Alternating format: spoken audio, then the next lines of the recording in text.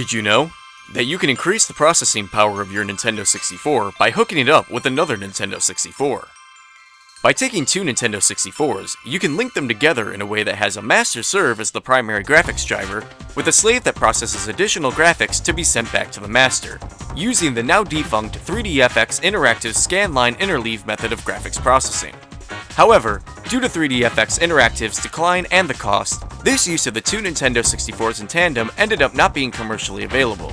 This setup can still be achieved with the correct materials. Take both consoles and hook up the primary as normal, removing the RAM pack, and set up the slave without the audio-video cable. Take a serial 14-pin VGA male-to-male cable and plug it into the primary console's RAM slot. Plug the other end into the audio-video slot on the slave Nintendo 64. This will allow the primary to process half of the frame and the slave to process the other half. The slave will then send its half of the frame to the primary, which will send it to the TV. In order for the two Nintendo 64s to work in tandem, they must be allowed to communicate to each other. Hook up both consoles into a Speedstream 4100 Ethernet ADSL modem, with the primary being hooked up with the RJ45 cable and the slave to an RJ14 cable.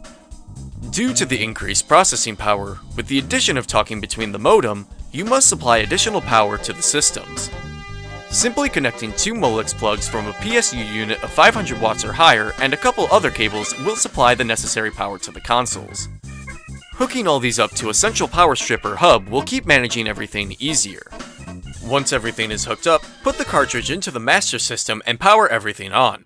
You'll immediately see the difference in your game from the improved processing power. With both consoles paired, you'll see an improvement in resolution, polygons, textures, and even sound. Not all games have been tested on the dual console setup, but it seems that many are supported.